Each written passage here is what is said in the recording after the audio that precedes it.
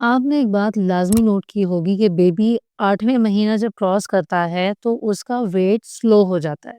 या तो स्टैग्नेंट हो जाता है या कभी-कभी ग्राफ डाउन भी हो जाता है। इसकी वजह आपका खाना नहीं होता बल्कि खाना खिलाने का तरीक़ेकार होता है जो कि अक्सर पेरेंट्स से या घरवालों से हो जाता है। अब यहाँ पे बात ये नहीं होती कि बच्चे ने खाना खा लिया या खाता है फिर भी वज़न नहीं बढ़ रहा। बात ये होती है कि आप उसको कितना दे रहे हैं कैलोरीज़ के हिसाब से। कैलोरी डेंस है कि नहीं, प्रॉपर बैलेंस डाइट है या नहीं है। आज की इस वीडियो में हम 6 ऐसी गलतियों के बारे में डिस्कशन करेंगे जो कि इस एज ग्रुप के पेरेंट्स के साथ लाज़मी होती है। मेरा नाम है डॉक्टर हिना बेग, मैं एक पाकिस्तानी मेडिकल डॉक्टर हूँ। अगर आपको ये जानना है कि 6 मंथ के बेबी को खाने में क्या खिलाना चाहिए, किस तरीके से डाइट स्टार्ट करनी चाहिए, कौन-कौन से मसले मसाइल हैं जो आपको आ सकते हैं, तो ये वाली वीडियो लाज़मी जाके चेक कीजिए। बेसिकली होता ये है कि इस एज में या तो बच्चे क्रॉल करना शुरू करते हैं या वो फर्नीचर पकड़ के यानी क्रूज़ अलोंग द फर्नीचर, इस तरीके का कुछ माइलस्टोन होता है यूजुअली। तो एनर्जी कंज़म्पशन होती है उनकी ज़्यादा। खाना वो पेरेंट्स के अकॉर्डिंग तो खा रहे होते हैं लेकिन उनको बैलेंस डाइट चूँकि नहीं पता होती मुतअद्दिद लोगों को, तो उन्हें आइडिया नहीं होता कि बेबी का वज़न ओवरऑल ही एक स्टैग्नेंट फ़ेज़ में ही जाना होता है। लेकिन अगर आप बैलेंस डाइट नहीं रखेंगे तो उसकी इम्यूनिटी मुतासिर हो सकती है, आगे जाके ग्रोथ में उसके वेट और हाइट में डिफरेंसेस आ सकते हैं। वो पिकी ईटर भी बन सकता है। ये एक ऐसा खतरनाक किस्म का 8 टू 10 मंथ का एक ट्रांजिशन फ़ेज़ होता है जिसके अंदर ओरल डेवलपमेंट हो रही होती है, जिसके अंदर बहुत सारे मुँह के अंदर चेंजेज़ आने की वजह से उसको नया टेक्सचर देने की ज़रूरत बहुत ज़्यादा होती है। दूध के लिहाज से बहुत सारी मिस्टेक्स होती हैं। इन सब का डिस्कशन अभी हम करते चले जाते हैं। किस चीज़ का आपने ध्यान रखना है, देखिए बैलेंस डाइट में हाई कैलोरीज़ होनी चाहिए, जो भी चीज़ ली हो उसकी कैलोरी अमाउंट ज़्यादा हो यानी हाई कैलोरी डेंस। दूसरी चीज़ ये है कि उसके अंदर फैट्स होने चाहिए आपकी डाइट में और प्रोटीन्स की अमाउंट ज़्यादा होनी चाहिए। इसके बाद मिनरल्स एंड विटामिन्स आ जाते हैं। अब आपने रोज़ाना बच्चे को किस तरीके से कितना-कितना पोर्शन में खाना देना है, हम इसका डिस्कशन करते हैं। लेकिन अगर इस वीडियो के बाद भी आपको तसल्ली ना हो, बात समझ में ना आए, तो आप अपना पर्सनल डाइट प्लान भी मुझसे बनवा सकते हैं through one on one WhatsApp video call consultation. Number नीचे गिवन है, कंसल्ट लिखिए और वहाँ पे तमाम डिटेल्स हासिल कर लीजिए। मैं आपको पर्सनलाइज्ड जैसे आपकी कंडीशन होगी, जो आपकी स्पेसिफिक चीज़ें होंगी आपकी बेबी के हिसाब से, हम उसको डिस्कस करेंगे और फिर आपको पर्सनल डाइट प्लान दे देंगे। अब इस एज के अंदर प्रॉपर डाइट बेसिकली क्या होती है? प्रॉपर डाइट इज़ कि प्रॉपर हाई डेंसिटी के साथ कैलोरीज़ हों फूड में। दूसरी बात ये प्रोटीन्स हों, फैट्स शामिल हों। पूरे दिन में बेबी लाज़मी 2 मर्तबा खाना खाए, एक 11 से 12 बजे के दरमियान और दूसरा 4-5 बजे के अराउंड। और हर एक मील में यानी कि 11-12 बजे उसके 2 आइटम्स होने चाहिए और 4 टू 5 पीएम के अराउंड भी 2 आइटम्स लाज़मी होने चाहिए। By the end of 8 month आपको ये गोल अचीव कर लेना चाहिए। मिस्टेक्स पे आ जाते हैं। देखिए, पहली मिस्टेक ये होती है कि हम फ़ोकस करते हैं कि बेबी जो है ना ज़्यादा तादाद में खाना खा ले, ठीक है?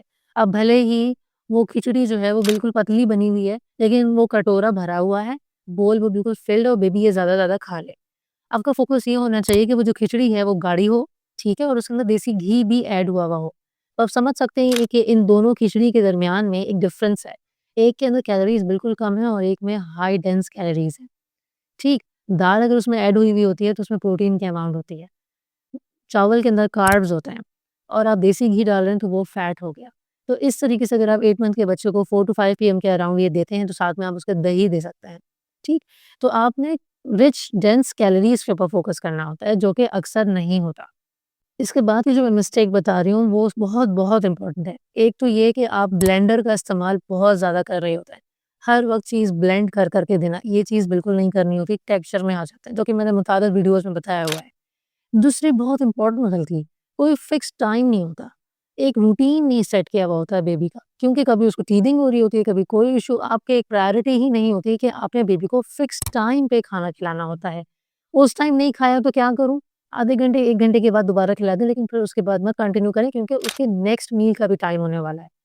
इस तरीके से रखती हैं तो ही बच्चे का डाइजेस्टिव सिस्टम ऑन ट्रैक रहता है, उसका स्टूल का साइकिल ऑन ट्रैक रहता है।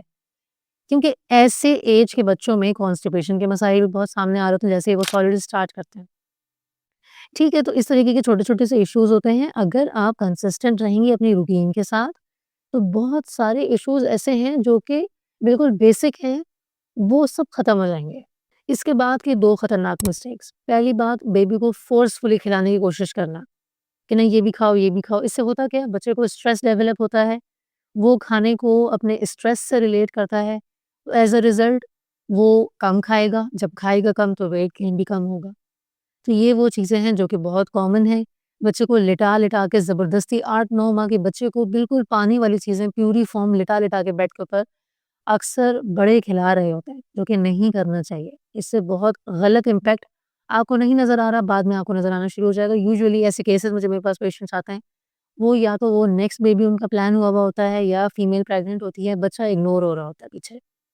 एक ऐसा केस भी था जिसमें बेबी कंप्लीटली इग्नोर हुआ, टेक्सचर उसको नहीं इंट्रोड्यूस कराया गया। अब वो बड़ा हो चुका है और अब वो खाने-पीने में बहुत ख़राब है। अब मदर जो है वो सेकंड चाइल्ड लेके आई हुई है कि इसको मैंने सब कुछ खिलाना है क्योंकि फर्स्ट बेबी की आदतें बहुत ज़्यादा ख़राब हो चुकी हैं। तो ये छोटी-छोटी चीज़ें होती हैं, आपने फर्स्ट बेबी से ही बहुत अच्छे तरीके से लेके चलना होता है ताकि सेकंड, थर्ड चाइल्ड वाली मदर्स की तरह आप लोग परेशान ना हो। अब एक लाज़मी जो क्वेश्चन सबका बनता है कि फिर डॉक्टर के पास कब लेके जाएँ? देखिए, अगर आपका बेबी बीमार हुआ है, कोई मसला हुआ है जिसकी वजह से उसने फ़ीड लेना छोड़ दी है, ठीक है, दूध नहीं पी रहा बिल्कुल, क्योंकि ऐसे एज में मोस्टली बच्चे मिल्क पे होते हैं, तो ये खतरनाक बात है। एक्टिव जैसा था वैसा नहीं है, जैसे मूव करता था वैसे मूव नहीं कर रहा, लेथार्जिक हुआ हुआ है, आपको लग रहा है कि इसको पानी की कमी हो गई है।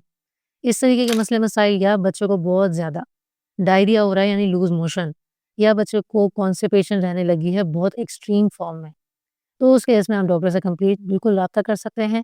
इसके अलावा अगर आपको डाइट प्लान्स लेने हैं 6 मंथ से लेके 12 मंथ्स तक के, तो आप ये वाली प्लेलिस्ट लाज़मी जाके चेक कीजिए। अगर आप परेशान हैं, बच्चों को कॉन्स्टिपेशन हुआ हुआ है, तो कॉन्स्टिपेशन के बारे में जो मैंने कुछ-कुछ मालूमात दी हुई हैं कि हमें क्या करना चाहिए, ये होती क्यों है, क्या रीज़न्स हैं, तो उसके लिए ये वाली वीडियो लाज़मी देखिए। अगर आपके बेबी को डायरिया है, लूज़ स्टूल्स है, तो हमें क्या फर्स्ट एड करना चाहिए, ओआरएस की क्या अहमियत है, उसके लिए नीचे दी गई वीडियो लाज़मी जाके चेक करें।